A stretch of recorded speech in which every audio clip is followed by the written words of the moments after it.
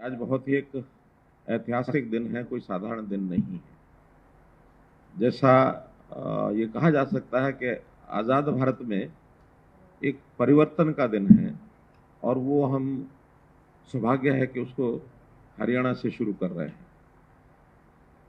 व्यवस्था परिवर्तन की जो बात हमने वर्षों पहले कही थी, जिसके लिए लगातार मेहनत की और उसका परिणाम कब निकलेगा, उस समय मेरे से भी पूछा जाता था तो मैं बता नहीं पाता था। लेकिन आज कम से कम मैं कह सकता हूं कि वो व्यवस्था परिवर्तन का दिन वो आ गया है। व्यवस्था परिवर्तन यानी अंग्रेजों के समय हर कोई अपने अधिकार को मांगता था। हमको ये चाहिए, हमको मिलता नहीं है। देश आजाद हुआ, दुर्भाग्यपूर्ण स्थिति ये रही कि उस समय भी व्यवस्था बदली नहीं और इन सरकारों से, जो अपनी सरकारें जिनको हम कहते हैं, वहां भी ये जो मांगने की प्रथा, अधिकार मांगने की प्रथा, ये लगातार बनी रही और अभी तक बनी हुई है।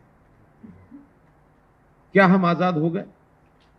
अगर आजाद हो गए तो हमको अपने अधिकार, अपने हक, अपनी चीजें मांगनी क्यों पड़े? अपने आप मिलनी चाहिए।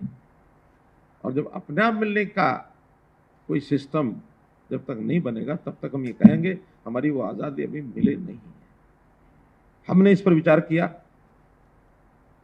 कि जिसका जो हक है वो उसको मिले, उसके घर जाके मिले। उसके लिए नई व्यवस्था शुरू की, परिवार पहचान पत्र। एक यूनिक व्यवस्था, देश में तो कहीं है भी नहीं, दुनिया में भी कहीं नहीं है। अभी तक आधार नाम से हमने सिटीजन की एक पहचान बनाई और उसका लाभ जितना भी एक सीमित मात्रा में हमको हो रहा है, लाभदायक हुआ है वो भी।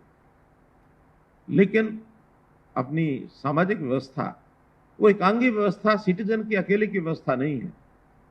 ये व्यवस्था परिवार की व्यवस्था है और बहुत योजनाएं वो मेरी परिवार से जुड़ी हुई है।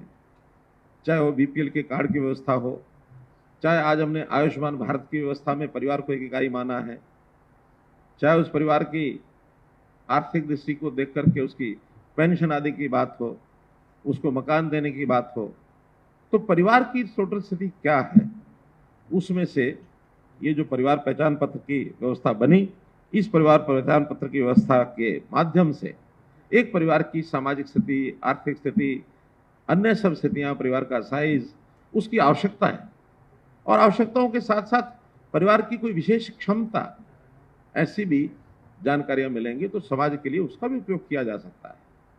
तो इस प्रकार से आज जो ये कार्यक्रम हमने किया है, इसको मैं एक कहावत के नाते, जैसे कहावत कहते हैं ना कि प्यासा कुएं के पास जाता है, लेकिन आज हम उस कहावत को बदल रहे हैं।